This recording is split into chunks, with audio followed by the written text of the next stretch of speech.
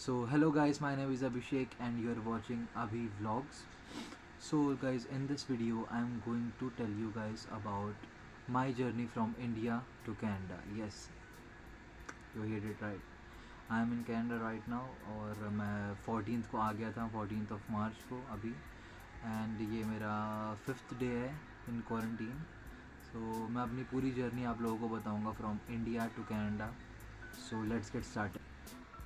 सो इसमें मैं जर्नी के साथ साथ आपको ये भी बताऊंगा कि मैंने अपने इनिशिएशन कहाँ से स्टार्ट करी और अपने बारे में भी आपको बताऊंगा. तो मैंने अपनी 12th कंप्लीट करी थी 2020 में, जुलाई में, जब पेंडेमिक का एकदम पीक पॉइंट था. उस समय मैंने अपनी 12th कंप्लीट करी. तो गई सबसे फर्स्ट पॉइंट जो था वो मैंने बनवाया था अपना पासपोर्ट मैंने बनवाया था अपना अराउंड जुलाई अगस्त के बीच में अपना बनवाया था. और साइड बाय साइड मैंने अपनी आइल्स की कोचिंग भी स्टार्ट कर दी थी. आप लोग सोच रहे होंगे, मैं नीचे भी देख रहा हूँ, मैंने यहाँ पे कुछ पॉइंटर्स मार्क कर दिए हैं यहाँ पे.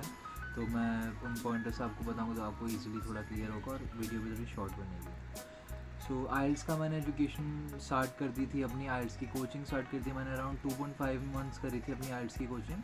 जिन लोगों को नहीं पता आइल्स क्या होता है, तो आइल्स होता है एक इंग्लिश का टेस्ट होता है. सो वो अगर किसी को कनाडा जाना है, फिर अलग अलग क्राइटेरियाज होते हैं. कुछ कनाडा के लिए आइल्स रिक्वायरमेंट होता है, मे बी ऑस्ट्रेलिया के लिए कुछ और होता है, एंड यूएसए के लिए कुछ और होता होगा. मैं उनके बारे में तो नहीं जानता, मैं कनाडा में, तो मैं आपको कनाडा के बारे में बता पाऊँगा. आइल्स की कोचिंग मैंने करी जुलाई में स्टार्ट, और अराउंड सितंबर फर्स्ट वीक तक मैंने सेकंड वीक तक मैंने अपनी आइल्स की कोचिंग करी थी. आइल्स की कोचिंग करने के बाद मैंने अटैम्प्ट दिया था अपना आइल्स के एग्ज़ाम का, जो कि मैंने दिया था पेन एंड पेपर बेस्ड, और मैंने स्कोर कर लिया था 6.5 ओवरऑल फर्स्ट अटैम्प्ट में, with no bands less than 6. So which is a very good thing, क्योंकि मैंने जो यूनिवर्सिटीज़ वगैरह जिसमें मैं जाना चाहता था, वो मैं उसकी भी रिक्वायरमेंट जो थी वो भी अराउंड 6.5 थी. तो ठीक है, 12th के बाद 6.5 first attempt, not bad. Boundary line से ऊपर है तो सही है, कोई नहीं. देन मैंने अपना ऑफर लेटर के लिए अप्लाई करा था यॉर्कविल यूनिवर्सिटी में. येस, यॉर्कविल यूनिवर्सिटी में, वैंकूवर कैंपस. सो मैंने अप्लाई करा था and I have got the offer letter from Yorkville University. और मैंने फिर अपना ट्यूशन फ़ीस वगैरह दी, सारी चीज़ें करी उसकी, जो भी मतलब फॉर्मेलिटीज़ होती है. उसके बाद मैंने अपने आप को एनरोल करवा लिया था जनवरी इंटेक के लिए. जनवरी इंटेक 2021, जनवरी 4 को मेरा सेशन स्टार्ट होना था.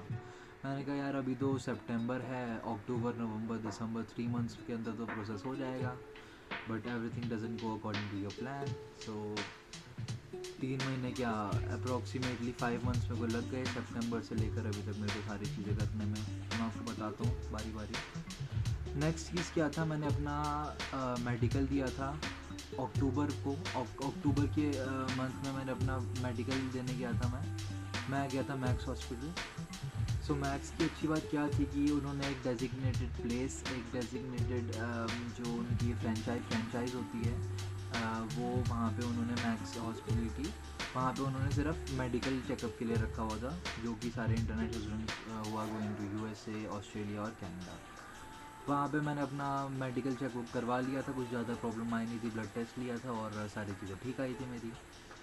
Then I applied for my biometric in November में मैंने अपना बायोमेट्रिक के लिए अप्लाई करा था. और मेरे को नवंबर में मैंने सोचा था कि येस, नवंबर के अंदर इसी मंथ के अंदर आ जाएगा मेरा बायोमेट्रिक, और इस मंथ के बाद आने के बाद मैं दिसंबर में सारी चीज़ें कर लूँगा. But again everything doesn't go according to your plan. So नवंबर में मैंने करा था and I have got my appointment for 5th of January. 4 जनवरी को मेरा सेशन स्टार्ट था और 5 जनवरी को मेरे को बायोमेट्रिक की डेट मिली थी कि येस, आप अपना बायोमेट्रिक देने उस दिन जाओगे. सीपी के अंदर है. सो अगेन फिर मैंने क्या सोचा, मैंने सोचा कि let's defer the session to from January to अप्रैल.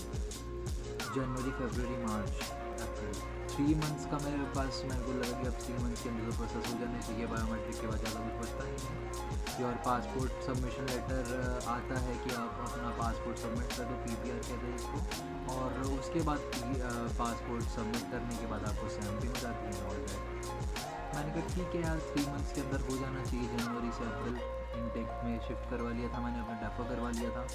उसके बाद मैंने अराउंड वेट करा 1 मंथ अपना बायोमेट्रिक देने के बाद, विच इज़ ऑफ 5 जनवरी। उसके बाद मैंने 1 मंथ 1.5 मंथ मैंने अराउंड वेट करा and finally I got my PPR on 23rd February। Yes, 23rd February को फाइनली मेरी PPR आ चुकी थी। पासपोर्ट की रिक्वेस्ट आ चुकी थी कि yes now you can submit your passport. 23rd को मेरे को फरवरी को मेरी PPR आई और 24th को मैंने अपना वेब फॉर्म फिल कर दिया था। जो अभी इस प्रोसेस से गुजर रहे होंगे उनको पता होगा what web form actually is. जिनको नहीं पता है तो मैं आगे इसके लिए डेजिग्नेटेड वीडियो बनाऊंगा कि PPR क्या, मतलब PPR और पूरा स्टैम्पिंग प्रोसेस से रिलेटेड वो मैं आपको बताऊंगा। कि मेरे साथ बहुत अच्छे इंसिडेंट्स हुए हैं, अच्छा इन द बैड सेंस। तो वो सारी चीज़ें भी आपसे डिस्कस करूँगा कि क्या क्या चीज़ें आप लोगों को करनी है, किन पे आपको भरोसा करना है और किन पे नहीं करना है। मेरे साथ बहुत सारी चीज़ें हुई है, इसलिए मैं आप लोगों को पहले से ही वार्न कर दूंगा जो कि अभी कनाडा आने के लिए रेडी हो रखे कि आओ यार जल्दी आओ। बट तुमको एक चीज़ का ध्यान रखना है कि ट्रस्ट अपने ऊपर रखो, बस अपनी फैमिली के ऊपर रखो, दैट्स इट। और कोई तुम्हारी हेल्प कभी नहीं करेगा। ओके, सो मैंने अपना वेब फॉर्म फिल कर दिया था 24th February को। और due to some issue I have got my payment link on 3rd March 14th। अच्छा, इन बिटवीन मैंने अपनी टिकट भी बुक करवा ली थी फ़्लाइट की, क्योंकि अब PPR आ गया था। अब मैंने वेब फॉर्म फिल कर दिया था। मैंने कहा यार 1 वीक के अंदर वर्क हो जाएगा सारा। और बाय द वे मैंने अपना जो बायोमेट्रिक दिया था उसमें मैंने प्रीमियम लॉन्च फीचर भी लिया था, विच इज़ अराउंड 3100 समथिंग। सो ये प्रीमियम लॉन्च का मैं हल्का सा आपको हिंट दे देता हूँ, अब आगे इसके ऊपर एक वीडियो बनाऊँगा। प्रीमियम लॉन्च की आई डोंट थिंक कि कुछ ज़्यादा इसका यूज़ हुआ। 3000 समथिंग का I guess waste of money हुआ है। बट मेरे कुछ फ्रेंड्स हैं जिन्होंने बोला है कि उनके कुछ जो ग्रुप के मेंबर्स हैं जो कि कनाडा के लिए अप्लाई कर रहा था, उन्होंने ये अवेल नहीं करी थी प्रीमियम लॉन्च फीचर, और उनको बड़ा सफ़र करना पड़ता। वाई? क्योंकि उनका जो जो उन्होंने वेब फॉर्म फिल करा था, फिर पेमेंट करी थी, उनको जो पूरा प्रोसेस जो स्टैम्पिंग का था वो अराउंड 30 डेज़ से 35 डेज़ तक एक्सटेंड हो गया था, जो कि नॉर्मली अगर आप प्रीमियम लॉन्च अवेल करते हो तो 15 डेज़ के अंदर आ जाता है आपको। तो अब मेरे को नहीं पता क्योंकि मैंने प्रीमियम लॉन्च फीचर लिया था और मेरा भी अराउंड इसी 15-16 डेज़ में आ गया था पूरा प्रोसेस, मतलब from PPR to till my stamp passport arrival. ठीक है, तो इसके बारे में बात हो गई। उसके बाद मैंने पेमेंट लिंक अपना 3rd March को कर दिया था और मैंने अपना टिकट भी बुक कर दी थी फॉर 14th March। उसके बाद मेरा जो पिकअप हुआ पासपोर्ट का, that was on 5th March को मेरा पासपोर्ट पिकअप हुआ मेरे एड्रेस से। और मैं आपको बता दूं कि इनका जो पिकअप का टाइमिंग होती है वो होती है अराउंड 9 AM to 6 PM। इसके बीच में वो कभी भी आ सकते हैं।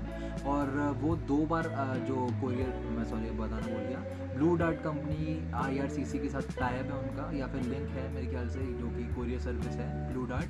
सो उसके साथ IRCC का लिंक है। तो क्या होता है, हम जब IRCC में पेमेंट करते हैं, IRCC की तरफ से एक्नॉलेजमेंट आते हैं कि yes your airway bill number is this, your tracking ID is this, and you will get your courier service tomorrow from 9 AM to 6 PM।